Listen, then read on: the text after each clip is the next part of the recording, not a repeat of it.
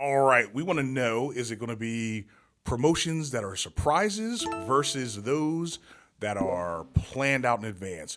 Which one's better? What's your opinion? What do you think? And like you said, these are only our opinions.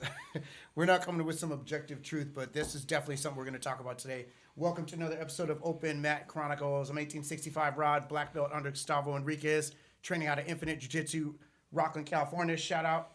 Got Schaefer in the house. What's happening? What's happening? Harold Schaefer. I'm a black belt under John Hassett out of South Jersey. Been living out in Northern California for about the last 8 years and some change. Also training out of Infinite Jiu-Jitsu out here in Rockland. Good times. Okay, so this is how I came up with this subject, Harold. So what happened was I just kind of looked back at our school, because I know you've been training out of Hassett. I started under Gus, and I've always been under Gus. But for some time, we might have promotions on a regular basis. And then at one point, he just kind of took them away, and he switched the system to either maybe it could be like a podium ceremony, or it could be just random. It could be just random in class. There's a lot of, not that one's right or wrong.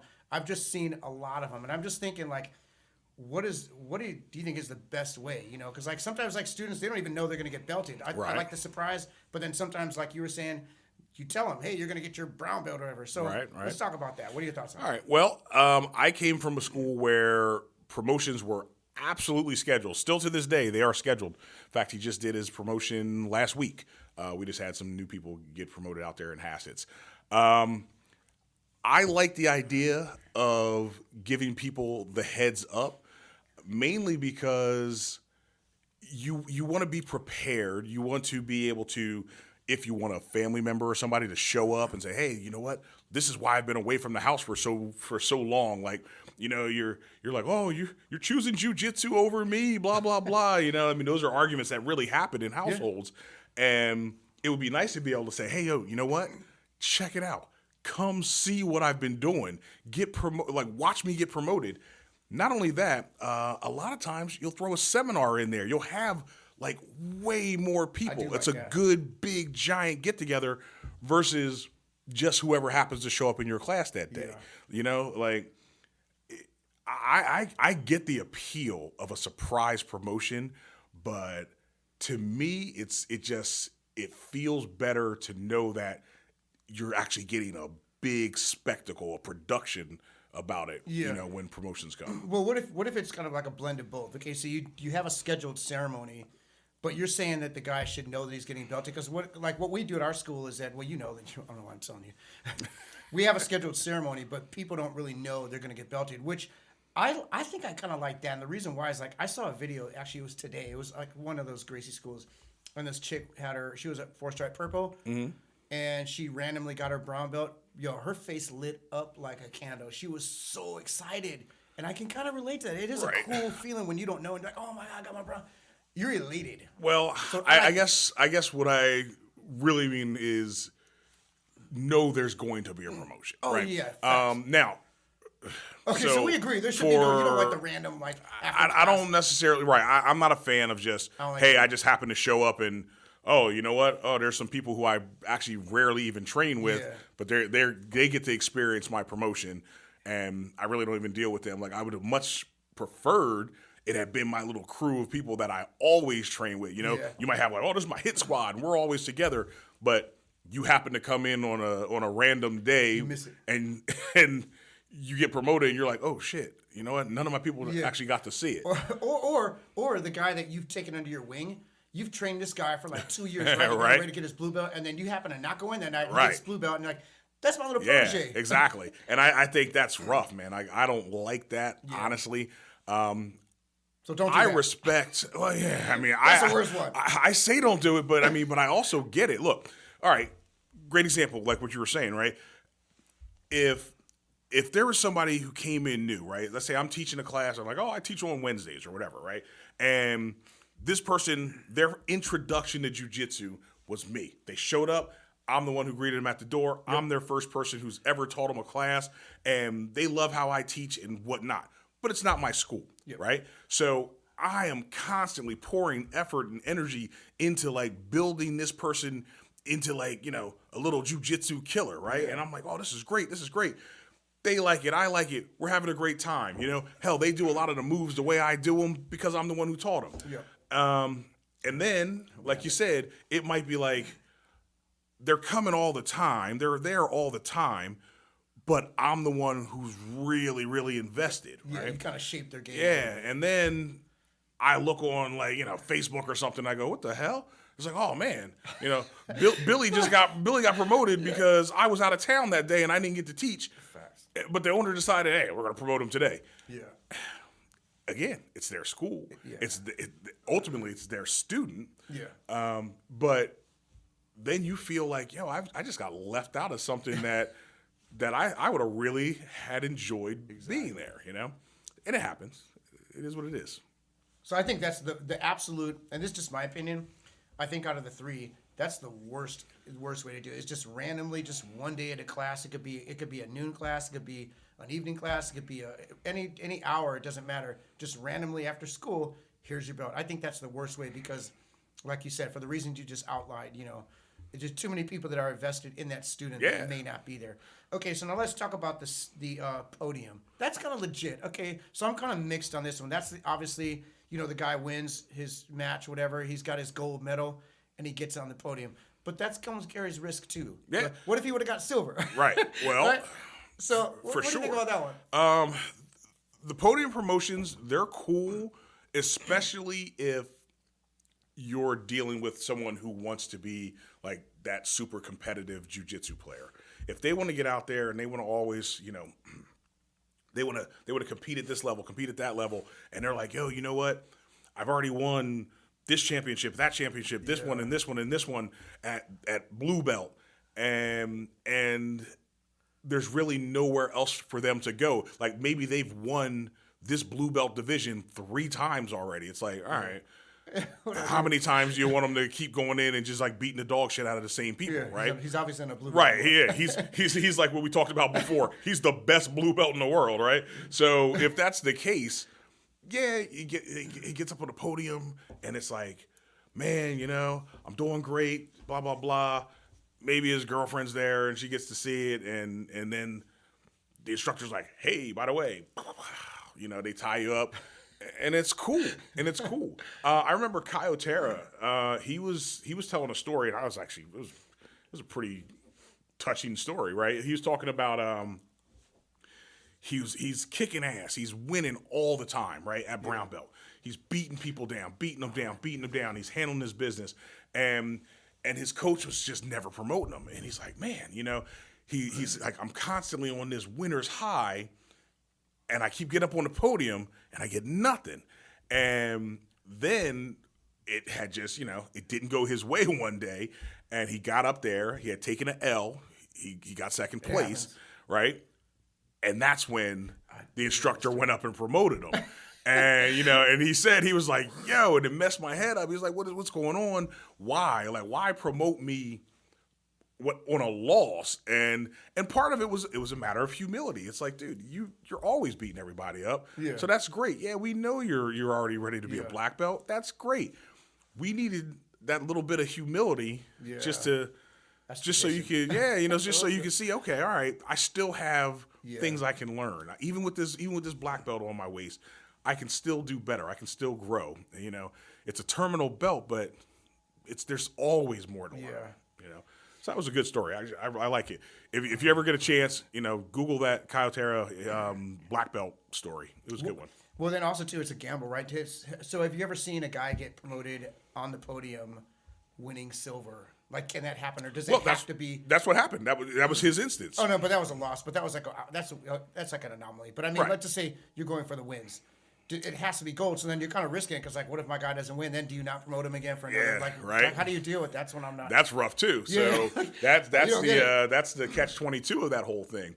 If you're in a spot where you're only going to get promoted when you're on top, that's rough because like, what if you're always like the second best guy? What if you're like you can kick everybody's ass? But this one guy, and he keeps on showing up in your division. So you just never get promoted until he like twists an ankle or something. He just happens, or you got to wait for him to get promoted so that you can finally win. He's the arbitrator of your belt. Yeah, it's like, so that's rough for me too. I mean, but then we're talking about like criteria to get promoted. that's podcast in itself. I mean, in fact, kinda we're going to cover those more in depth later on, talking about criteria for promotion. But I would hate to have to be like, well, if you don't win, you don't get promoted. Yeah. Now, if this were a corporate business, sure, that makes sense. If you don't perform, you don't get it. But then we start going into the sport versus martial art and so many things that we've discussed, right? Yeah. This is why, so for me, that scheduled promotion, man, it gives you something to really look forward to, right? Because one of the things that you always hear, every instructor, they're like, oh, well, if you're chasing a belt, then you know that you're not really getting the true art or understanding and blah, blah, blah. Yeah. And it sounds great. In theory, it sounds good. But it's total bullshit because everyone likes to see their progress. Not literally everyone. I shouldn't have to say that, but most people would like to see their progress. Most people want to go, hey, you know what? I put on this white belt. I'm doing this thing, and I've been fighting for 3, 4, 5, 6 months. And then some guy put a little piece of tape around my belt, and I feel great. It is amazing. Because you're like, yo, little piece of I tape. actually learned it, and other people recognize that I learned it. Yep. And here it is. Here's this little piece of shit that could be free, you know what I mean? But it's on here, and it means so much because I'm like, wow, this is acknowledgement that I'm doing something right. And it's not even your own, it's from your professor. Who you're looking up to. Yeah, you're admiring this guy and absolutely he's larger than life. Yeah. And he's saying you are now officially this level, and then everyone else in the school kind of respects it. Right? Because the flip side to that is nothing. You just like, I think I'm doing better. Yeah. I feel like I'm doing better. Man, I'm catching these other guys. Yeah. That's cool. Damn, I wonder if my coach was even looking. I wonder if he even knows. And then you're like, a year goes by, you're like, I'm wearing the same belt as a guy who walked in on the street day one. So as far as anybody else looking at us, they're like, you're the same. Yeah. But we're vastly different. Yeah.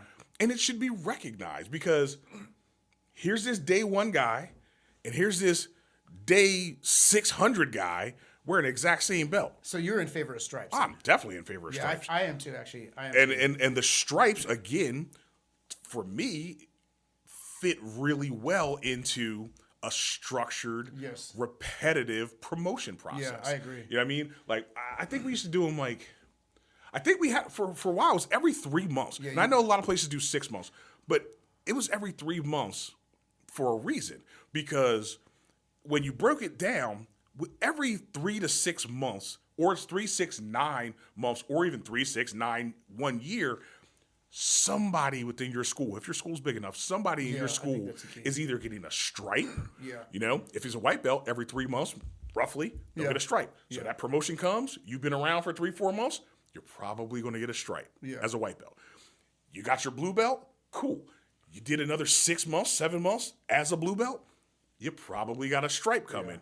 So you had this regular schedule where you could see and feel your progress, and you could actually give yourself targets. Yeah, and I know from my own experience, I know that because I got passed up a couple of times because I just wasn't ready, and Gus was right, I wasn't ready. But you know what, I never really felt bad about it because I knew in my mind, okay, well I got another 6 months because we would do them traditionally in the summer and in the winter. Right. I don't know how every other school does. I think that's fairly common. I think so. It's like twice a year minimum. If your school is large enough, then maybe you could do what you mentioned with the 3 months, but you need a lot of students for that. Yeah. But for us, we did summer and winter, and I was cool. I was like, all right, I'm going to wait 6 months. I'll get something. I'm just going to really grind it out.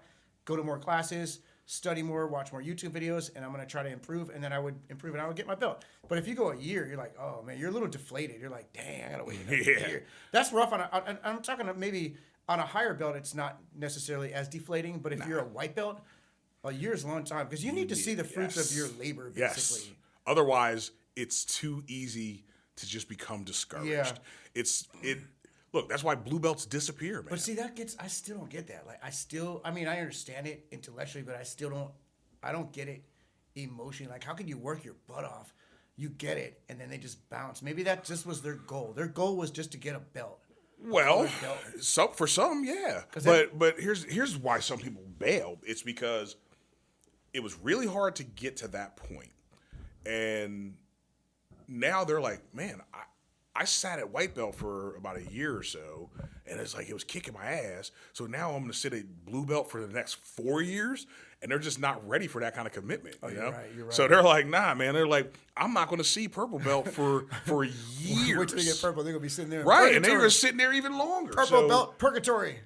So some people are just they're not feeling it, and I get it, because as much as I love jiu-jitsu, other people, it's just a pastime. Yeah. It's something they did for exercise. It's something they did just to kind of have fun.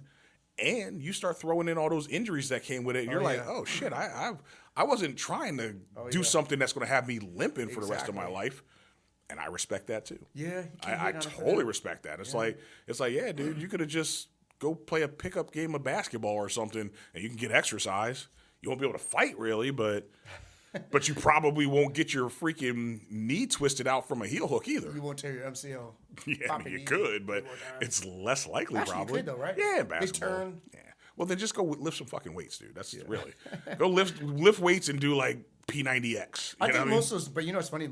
And it's totally off topic, but most of those sports where you're doing a lot of lateral moves, those guys like soccer. If you never noticed, the best guys in jiu-jitsu, they played soccer. I don't know. A lot of it's the times. weirdest thing, but they just have that They can explosive, turn them a dime. Yeah, they turn on a dime. They got the hips, they got the knees, they got everything, man. So Definitely. If you played soccer, man, do some jiu-jitsu. Yeah, right. You're gonna be good. Well, and then we got what's his face, Boogie and the other guy. They were breakdancers. Oh yeah, right?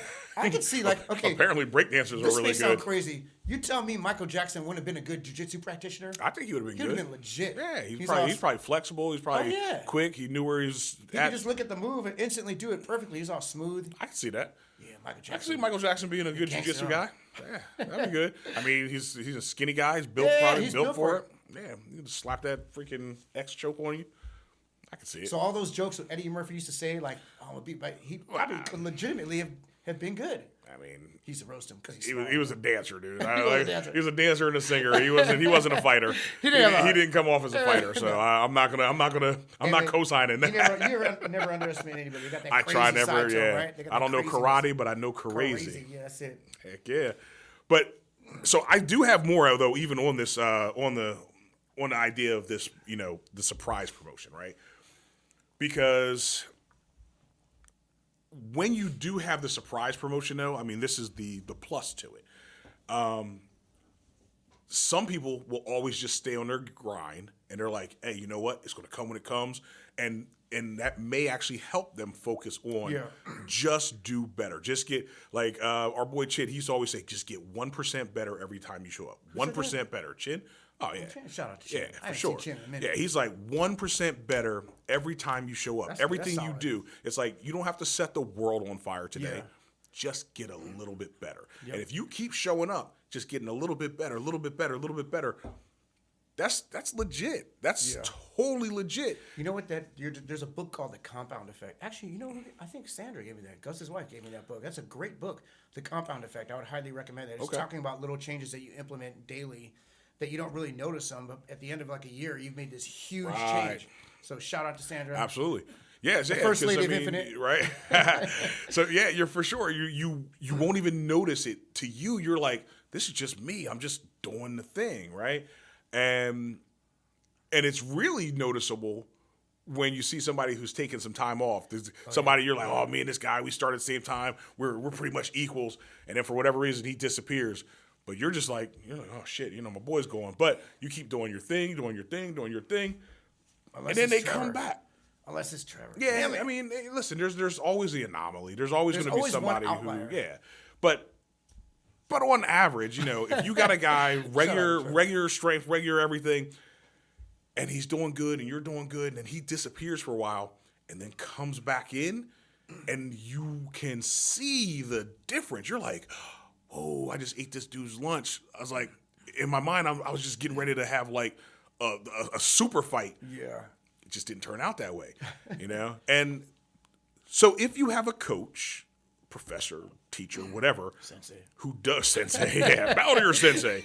If you have somebody who is very observant of the class, and usually if you're going to do these surprise belt things, you kind of have to be the only teacher, in my opinion, because how can you do a surprise promotion if you're not really there to evaluate, especially if you're not, if you don't have some system actually keeping track, then hell yeah, it's a surprise, but it's probably a surprise to you too, because you're probably like, oh shit, this some bitch then jumped up and did a M&RA roll. This is the first time I've seen him in months, you know? It's like, so yeah, give him a promotion. Yeah. See, but those surprises can be motivating, but they could also be discouraging, because now you got no clear criteria for people to follow. So you'll see some of these other people get promoted and you're like, wait a minute, I'm doing just as good. I've been here just as long. I know I'm putting in the work. Why am I not getting promoted? So you're saying surprise, no ceremony, just surprise. Yeah, when you're just straight out surprising in a class. Oh, yes, right. Yeah, because then you're like, well, wait a minute. It's like, well, what else do I need to do? Yeah, because then you feel like you're not being, looked at. Maybe. Which exactly, and that's this is again where with structure comes those stripes. Yeah, it comes with you feeling your progress. You're seeing your progress versus just some blind man. I hope somebody notices me. Yeah. I think we have a good balance at our school right now, because we have structure, we have stripes, we have structured promotions twice a year. I have no complaints. I think that's the way that it... Twice a year is fine. It yields a really good result right there. But then you do have outliers, like if a guy's maybe he's here for a minute, maybe you do need to tell. I get it. There's always weird scenarios. There's like that. Always situations that... You can't make it perfect, right? There's no perfect system. But I would lean on the side of, I like to surprise you. If you know you have a promotion coming up, I don't want to know I'm getting my belt. So that's my thing. I would want to be surprised. I guess.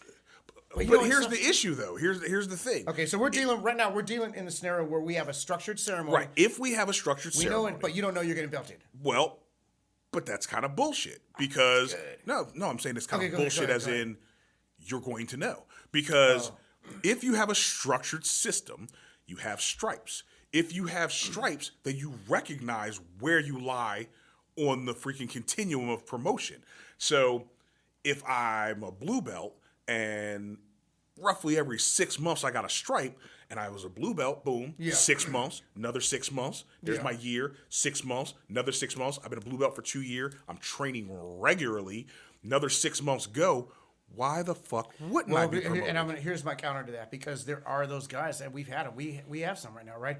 What if you're just not ready? Like, what if you do everything right and you roll with him? He's like, yo, dude, this guy, he either is like, whatever. I'm not even say scenario. There's something about him that's holding him back, and that's fine. There could be that. Yes, right? There can be that. But now, but let's just say, so time shouldn't give you a belt. Time, absolutely not. There's. I'm gonna make that sure clear. No, time alone does not endorse time giving you a belt. Should never give you a belt. But I'm saying, if you're doing everything right and you know it, and you can track your own progress, because you know you can keep up with all the blue belts and even the purple belts, right? You are doing good, and you've run through the time, and you've put in the time and the effort, and it's clear that you're this thing. Then for you to show up for that promotion and just not to get it, that's a slap in the face too. Here's one more counter. I just got to throw it out there. Okay, so it kind of goes to the first video we talked about, where it's like, let's take the blue belt, for example. Yeah.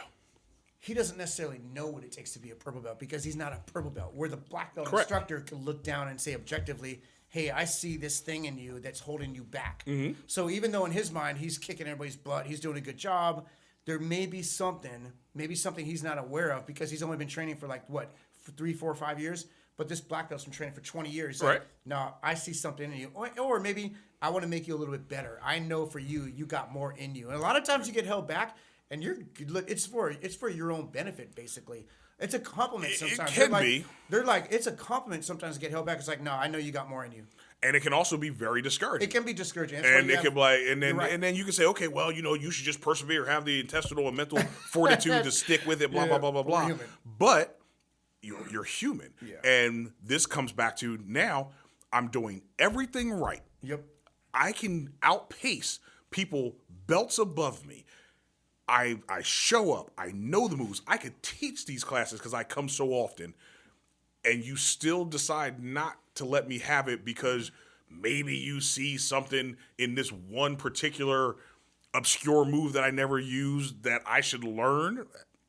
See, that comes back to it being bullshit. It's like, to me, that's bullshit. Because it's a slap in the face. Go to the professor, give him a belt. No, oh hell no, never do that. Never do that. I mean, really, my answer to that, if you like your school, you shut the fuck up and you deal with it. Yeah, facts. And it's just and like, you've already, You know what everybody thinks? They think it's a conspiracy. Like, oh, yeah, it's not. It's not. Like, it's not a conspiracy, but it can also just be a matter of you've been overlooked. You've been overlooked. That's the most common. And that's fucked up, we're too. Drifting. Though. We're drifting. Yeah. But this is what we were talking about, a structured system. Yeah. And then I was saying, if you have a truly structured system and you're doing everything you're supposed to do, you can pretty much predict when you're going to get promoted. Yeah, and that's what I'm saying. It's not like it's hard to surprise somebody. Yeah, if you're doing it right. If you're doing it right. Yeah. But see, you're coming at it from like my perspective. I agree with that, and your perspective, obviously. But here's the thing: we're both really, really into jiu-jitsu. What about the guy who's just like, he's not as maybe in tune with all that. He's a blue belt. He's doing everything, but he's not as focused. Then he's probably also not coming in 4, 5, 6 times a week. He probably gets bare minimum. He probably doesn't quite understand all the moves and the nuances that should be there in order to get promoted. It's a matter of time on the mat, understanding the skills of the freaking art. I'd say being able to implement the skills. And too. Being able to actually put them to use in a real live role. Yeah. And when those things come together, it's legit. You get promoted. You get moved forward because you're showing your passion for it. So maybe it's like the humility, because people are like a lot of it is building character. So sometimes if you're kind of humble, you're like, oh, I'm not ready for this. But then you get it, even if you kind of know a little bit. That's awesome. It's still a nice feeling. I don't know, I'm just trying to think of when I got my black belt. I kind of knew I should get it because we went back to stripes at that point, and I had 4 stripes on my brown. I had been teaching for a couple years. Like, I was doing everything, and I was pretty solid. Right. But it's still, I didn't know for sure, because the last time before that, I thought I was going to get it, and I didn't get it. Gotcha. So it was kind of cool when I got it. I was like, oh, when I got promoted, right? 100% no. When I got promoted, we had 5 black belts, I think, got promoted at the same time, but we freaking knew. I mean, and I appreciate that because I got to have family there with me. I got to have friends show up, and so did the other ones. Yeah. And that's legit, dude. And I remember I went to a husband and wife. They both got their black belts together. And my boy who runs the school, he actually, same deal. He structures his as well. And Kenny Brock, shout out to Kenny Brock, Marine. So he's out there. He had it set up, and it was a great promotion. Damn, who got promoted? Dude, anyway, there's like 3 or 4. There was like 3 or 4 black belts that got it that day, and it was a great ceremony. Now Kenny, he adds a little bit extra stuff in. He'll have them go through like demonstrations and disarms and all that stuff. Cool, but they still knew they were getting it. It wasn't so here's a surprise black belt. Yeah, it's like, no, dude. Husband and wife. They got their kids were able to go see them get promoted because their kids do it. Yeah. Did they? Let me ask this: Did they try to gauntlet you at black belt? You should not get gauntleted at black belt. I don't think you should. No, but not at black belt. I know we're opening up a whole new thing. Yeah. But at black belt, you typically just walk through. We did not. I remember when our gauntlets stopped at my old school. It kind of stopped. Yeah, it stopped because a freaking fight almost broke out. Yeah. So it's like take it seriously. Yeah. Tied in a knot. Right. I mean, it's like, dude, I think I have the video because we used to record all our things. I think I got the video of when the very last time we ever had a gauntlet. So it was listen, different strokes for different folks. Personally, I don't want somebody smacking me up. I'm not a fan of it. I think I went through it.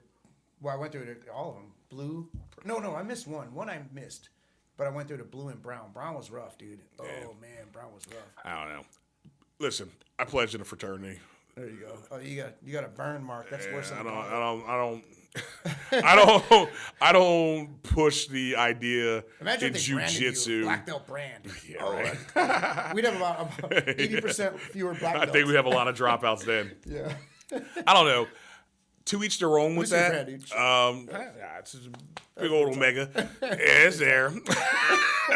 So first off, like, what happened? Yeah. So I don't personally like people freaking hitting me and shit. But if that's what your school does and you want to stay there, then hey, man. All right, so final thoughts. So I think on this one we're a little bit split. We both agree that there should be definitely scheduled, structured ceremony promotions is the best, most effective way to capture all of your students, right? You don't leave anybody out in the wings.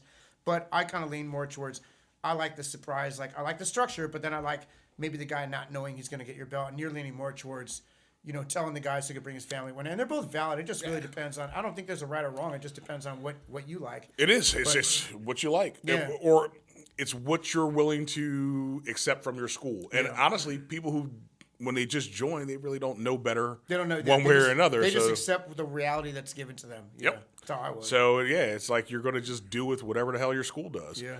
And that's fine. That's fine because I don't think there's so much a right answer to this. Yeah, there's not really a right answer. I personally feel very blessed and lucky that I went to the school that I went to originally, and I love it, and I'm glad it went down that way. Like I'm glad the way he structured it, it was cool, and it for sure imprinted it on me. Yeah. And it's like somebody's going to teach you what to believe one way or another. Exactly. So I'm glad I learned it from him. There you go. All right, I think on that note, we're good, right? We close out. Any final thoughts? Man, just keep on freaking training. Love jiu-jitsu. What do you say? If it's important to you, if it's important to you, you'll find a way, and if it's not, you'll find an excuse. So find a way to get in there and train. On that note, thanks. Hey, also, thank you guys for all the subscribers. We really, really appreciate it. Thanks for the likes. Thanks for the comments. Like to engage in the comments. So, keep it going, and we will see you guys on the next one. Later.